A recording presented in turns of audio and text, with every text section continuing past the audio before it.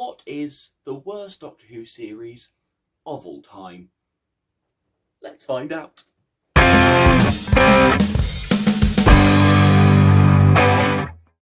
Now, first of all, if you like this list and want me to do the best series of Doctor Who, then please like, subscribe, and comment down below, because, yeah, might boost the algorithm, might get me views. Glad we got that one out of the way. So, first of all, I'm going to make this quite an easy start.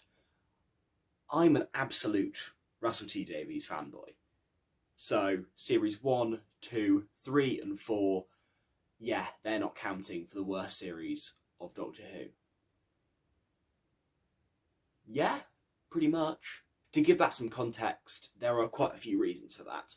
The 9th Doctor and the 10th Doctor are two Doctors that, mainly through nostalgia, became some of my favourite Doctors. I just love those two Doctors, both Christopher Eccleston and David Tennant, so that's a massive reason for me discounting all of those series. Plus, there's a real consistency with the Russell T Davies era, where you have quite a few episodes in a series which are very good episodes. You have some very fun adventures that might not come in anyone's top 10 lists, but are really, really great fun adventures that you're happy to watch.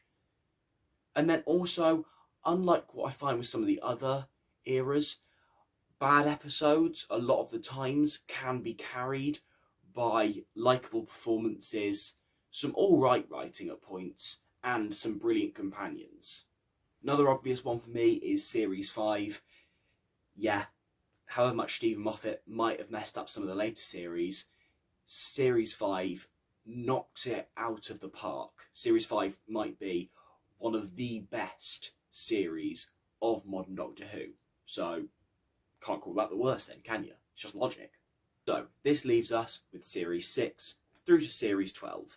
So, now I'm just going to try and do a couple of face-off battles just to narrow us down, and I'll try to make these face-off battles within their own separate eras. So first of all, I'm going to compare Series 11 with Series 12, both the Jodie Whittaker and Chris Chibnall series. Now, for me, and probably for a lot of other people, I think this is pretty clear that Series 12 is the victor and deserves to be saved. Whilst The Timeless Child was an absolute abomination, I still think overall, with the consistency that Series 12 had up until that point, with some very good episodes within there, Series 11 just felt kind of mediocre throughout, with a couple of light spots. So overall, I'm going to have to say Series 12 is safe, Series 11 has to move on and try to get out in a different round. Next, I compared Series 8, 9 and 10, just to have a look at the Capaldi series and see which one I thought deserved to be saved. And for me, it was quite clear that Series 10 was the one that deserved to be saved.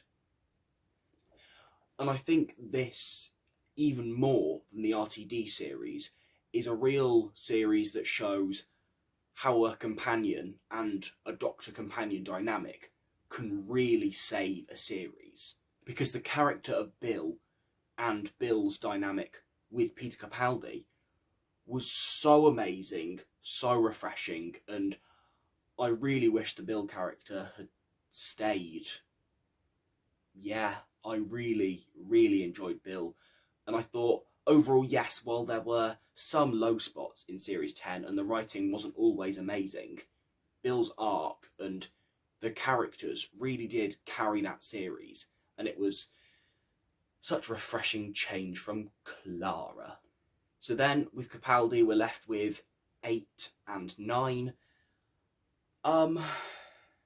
This one is genuinely a bit tough for me, because they're two series with the same creative staff and the same companions, and I have to say, Series 8 is the one that isn't quite as good as Series 9. Now, this might be slightly unpopular opinion, because Series 9 was a very odd series, doing lots of two-parters. But I feel like Series 9 tried to be experimental, and it tried to do different things, and it worked in quite a lot of its experiments and what it tried to do. And there are certain episodes, like I think the Zygon two-parter is a really fun time. I think Face the Raven is really, really amazing. So overall, there's just something about Series 9 that I can't quite say it's the worst series of Doctor Who, especially compared to Series 8, which really took a while to find its balance. That's where a performance can kind of mitigate some good writing, where I wouldn't necessarily say Peter Capaldi was bad in the role, but the writing for Peter Capaldi was extremely poor, and overall I couldn't really get into the Doctor in Series 8.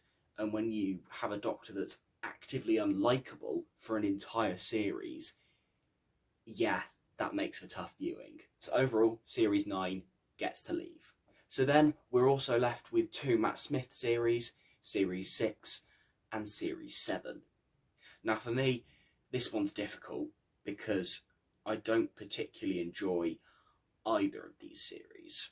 I think for me, these 2 series feel kind of weird, where you have what I call Series 7A, the last of Matt Smith, Karen Gillan and Arthur Darvill in about 5 episodes, being very good Doctor Who. I enjoy that stretch of 5 episodes. Then you have, for me, Series 6 in the middle, which is just kind of a long string of mediocrity with nothing really that good. And then you have Series 7B, which is, honestly, it's horrendous. I don't think there's a single Series 7B episode that I actually like. It's awful. It genuinely is. And however much I love 7A, 7B is so bad that overall Series 6, while not being good and comes very close to being just as bad as Series 7, I have to let Series 6 have a pass here, and I have to say Series 7, for 7B mainly, could go into contention as the worst. So that leaves us with 7, 8 and 11. And for me, it's kind of clear which of the 3 I personally think is the worst. These 3 series are also a testament to the way Doctor Who has managed to keep surviving as a show, because overall, each of these 3 series have elements that work, and I like them. Overall, if I had to compare them, I'd like to exclude Series 11, personally, from this list. This is mainly because I actually quite like, or have grown to like, especially with the help of Series 12, our TARDIS team.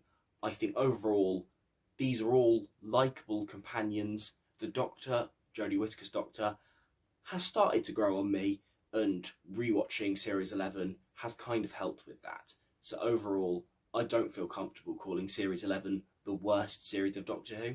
And between 7 and 8, for me, it's an unlikable Doctor in Series 8 versus a string of some awful episodes in Series 7, especially Series 7B.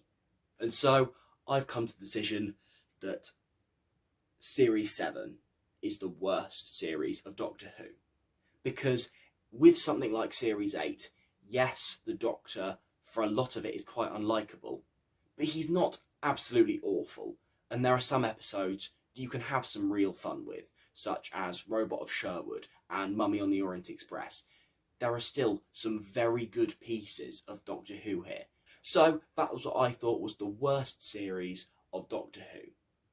Yeah, if you want to see my best list, just remember, comment down below, and yeah, I might see you soon. Cheerio. This is Willany, and if you're not already subscribed to the Nerdy Brit, right, you should be, right? If you're not, you're a loser too.